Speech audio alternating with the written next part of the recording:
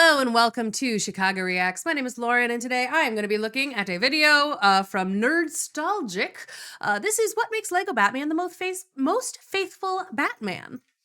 I watched the Lego Batman movie. I enjoyed it.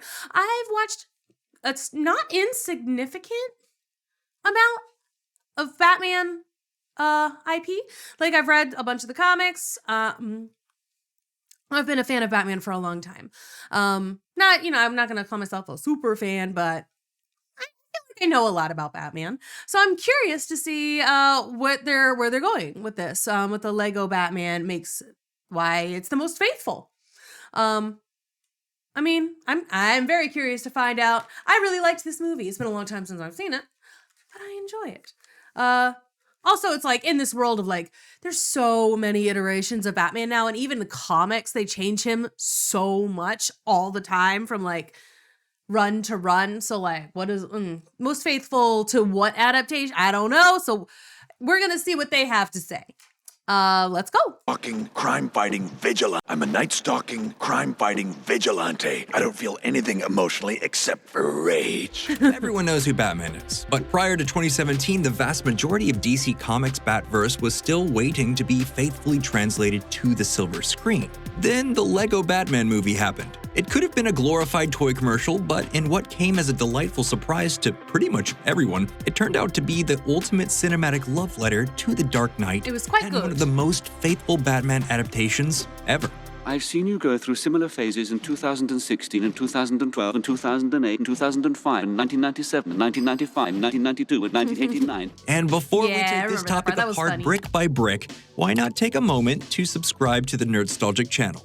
By the early 1980s, the general public mostly associated Batman with the campy 1966 Adam West TV show. A darker, grittier version of the character managed to fight his way onto the screens in the 1989 movie simply titled Batman, directed Also by a good Tim movie. Burton. Ever since then, film audiences have been treated almost exclusively to increasingly dark, serious, and realistic takes on the Caped Crusader. The Lego Batman, who appeared in 2014's Lego Movie and who was modeled on the Batman from Burton's movie, was a great satire of these black body-armored, gravelly voiced movie Batmen. Also, it's like, because I will say though, like, if they're going where I think they're going with this, they're absolutely right. Because like Batman, like his like he wants to strike fear into the hearts of criminals, right? But he's also like one of the kindest people ever.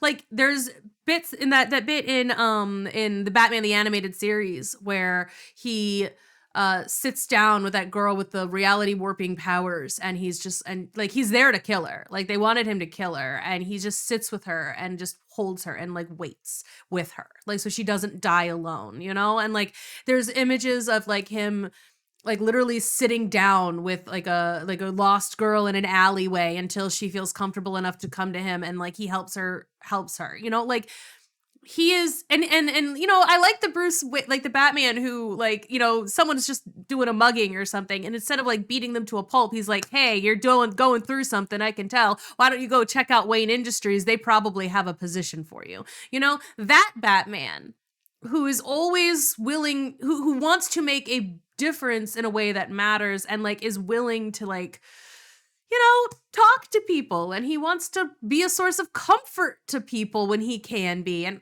I do like that. And I wish that we could see more of it. We got to see it a little tiny bit at the end of the Matt Reeves Batman movie. Or throughout that, like with the kid, like Bruce with that kid. And then at the end where Batman is like helping people and like children and stuff out of the rubble and all of that. Like we got to see it a little bit. So I would like to see more of that. Emmett, this is my boyfriend, Batman. I'm Batman. His role in the original Lego Movie was to be a romantic rival for the protagonist, Emmett. But along the way, Batman was featured in some of the film's most memorable bits and became something of a breakout character. If anybody has black parts, I need them, okay? I only work in black.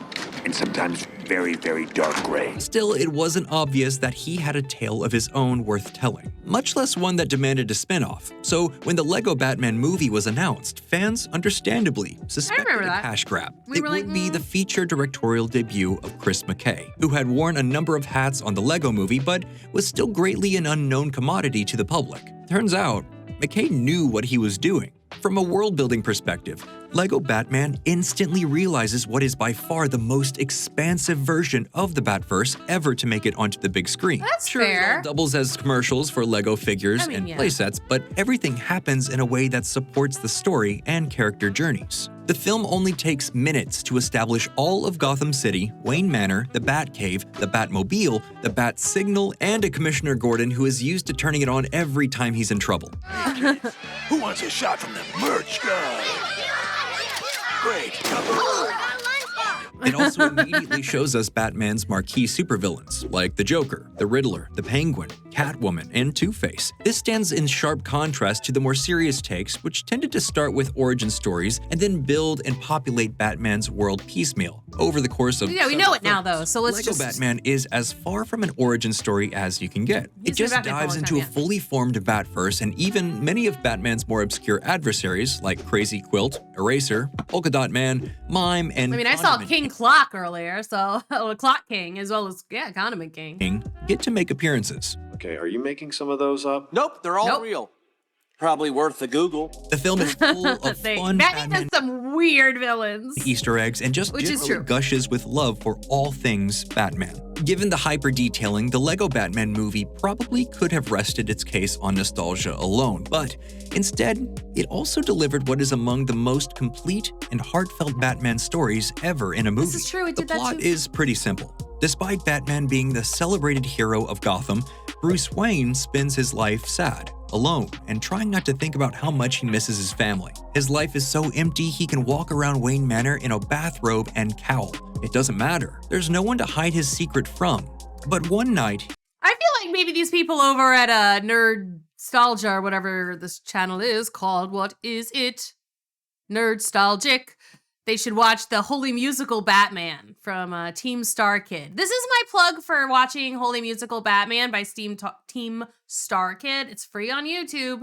It's wonderful. And it also features a similar sort of Bruce Wayne who's like, he's so like locked into the Batman persona that, and he's again so alone. He literally wanders around Wayne Manor with the bat suit under like a velvet red robe, you know? And that came out a long time ago. That came out a really long time ago. I'm just saying. Go watch it if you haven't. Oh my God. he accidentally adopts plucky, wide-eyed orphan Dick Grayson, and the two That team also up to happens take on in the Team Joker. Star Kid. Over the course of their adventure, Batman begins to feel a fatherly pride to his new ward, who, of course, becomes Robin. Meanwhile, the Joker is hurt and outraged because Batman won't admit their rivalry is special. You mean nothing to me.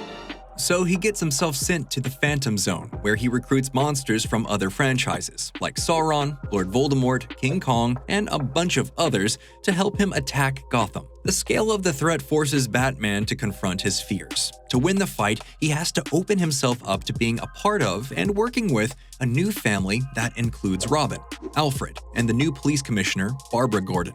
Why did you build this thing with only one seat?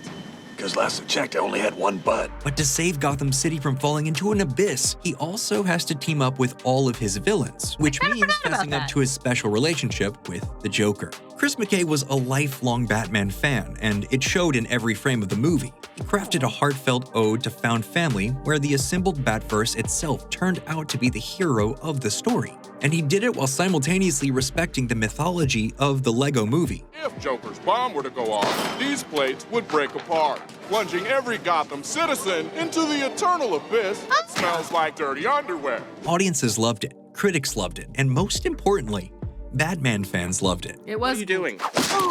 Punching Bane. That was unnecessary. The Lego Batman movie sounded like a stupid idea in the abstract, but that actually turned out to be its greatest strength. It meant it didn't have to worry about seeming goofy. While we still have yet to see a live-action kid version of Robin, the Lego Batman movie built its whole story around the Batman I don't know Robin. if we need to see a live action kid version of Robin. I mean, like, it could be kind of fun.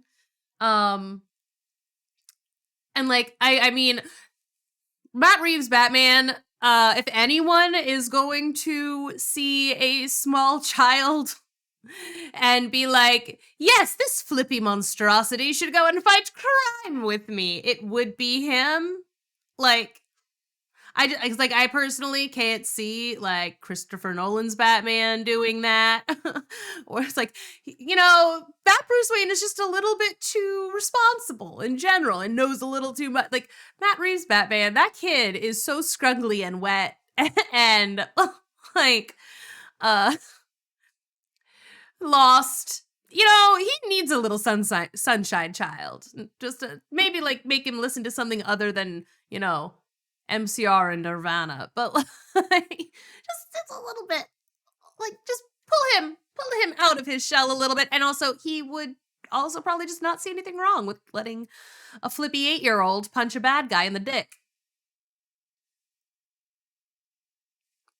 I'm like, I know I have heard something there like Red Hood is going to make an appearance in the new one. I mean, obviously the first Red Hood when it's actually the Joker, but like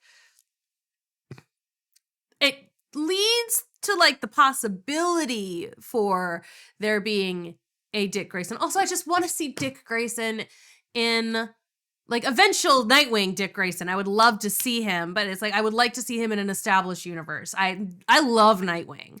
I love him. Also, I love Jason Todd. I'm like a huge fan of the Red Hood. I like Tim Drake. I love the Robins. I would love to see some more Robins show up, but like no one ever does a Robin well, and it's annoying. Anyway, total tangent. Sorry, let's go. In relationship. My name's Richard Grayson, but all the kids at the orphanage call me Dick. Well, children can be cruel. Yeah. And the inherently goofy nature of Lego Batman made it easy to hand-wave off some of the problematic aspects of a billionaire using an orphan to perform dangerous superhero work. Can we use code names? Mine could be Robin. As in the small, Midwestern, frail bird. Yeah, and I already have a catchphrase. Tweet, tweet on the street. And when he's allowed into the Batcave, his reaction is nothing short of wondrous and rapturous delight. Batman thrusts him into the field on a whim, and he's hilariously great at it, so we're never worried about Lego Robin. It all works because the tone of the overall world is so silly. The aesthetic of the Lego characters also make it so easy to poke light at some of the comic book's arguably dated wardrobe choices, like Robin's green underwear and bare legs. Pants are just a little tight. I don't know if I could throw a kick or jump in them. I got an idea. It's better. It wouldn't have worked in live action, but here it serves as a knowing wink to the camera and sets up Batman for a joke. I could only look you in the eyes right now. That kind of thing freed viewers up to focus on the story of two lonely orphans who become each other's found family, without getting bogged down in the kinds of troublesome real-world details that had frustrated previous attempts. Another element of the Batman universe that Lego Batman was able to put back at the center of the storytelling was family, specifically the Bat Family, which is the name fans use to describe the core characters in Batman's life. But Lego Batman took the idea of the Bat. Also, if you haven't read the webcomic Wayne Family Adventures, that shit's fun. If you want like just sort of like a mostly lighthearted, because they'll deal with some more serious stuff, but like where the whole fam actually loves each other very, very much, and like they all live in Wayne Manor. It's so fanficky, but it's great. I love it. I love the Wayne Family Adventures. I might link it. You know what? I think I might link Wayne Family Adventures and Star Kids musical in the description below, just because like y'all should watch the show and read the comic. It's adorable. Family to its furthest extreme, and by the time the movie is over, the whole city is effectively Batman's family. Bruce opens himself up to being part of a family again, and he gains his whole world. Most fitting of all is that Bruce's new family forms around Batman. Unlike the more serious tone takes, being the Dark Knight isn't a curse to bear in this universe. In the Lego movie, being Batman is a good thing, and it saves Bruce's life in multiple senses. No wonder Batman fans loved it. In its opening minutes, the movie establishes that Lego Batman remembers the climaxes of Batman '89 and Nolan's Dark Knight. What about that time with the two boats? This is better than the two boats. At the same time, elements of the Adam West show like Egghead and Chief O'Hara and all those wacky Silver-Age comic book villains are also a part of his world. And the Lego Batman movie is faithful to all of those experiences. So, what do you think? Did you like the Lego Batman cute. movie? And this is a how cute do you think video. it stacked up against other cinematic takes on Batman? Let us know down in the comments below, and if you enjoyed the video, check out the rest of the channel. And it reminded me of like that I really, really liked. It reminded me that I really liked Lego Batman. So thank you, Nerdstalgic. this seems like a channel that I would watch all the time on my own. So if you want to see more from them, go ahead and let me know. Like the video, let me know in the comments, that kind of thing. If you want to see more Batman stuff, tell me what to do. I love Batman stuff. Let me do my comic book nonsense. I would love to do some more comic book nonsense on this channel. That would make my life really exciting. Anyway, thank you so much for watching. I hope you enjoyed, and I'm going to see y'all in the next one. Oh, actually, you know what? I think by the time this goes out, it'll be the new year. Happy New Year!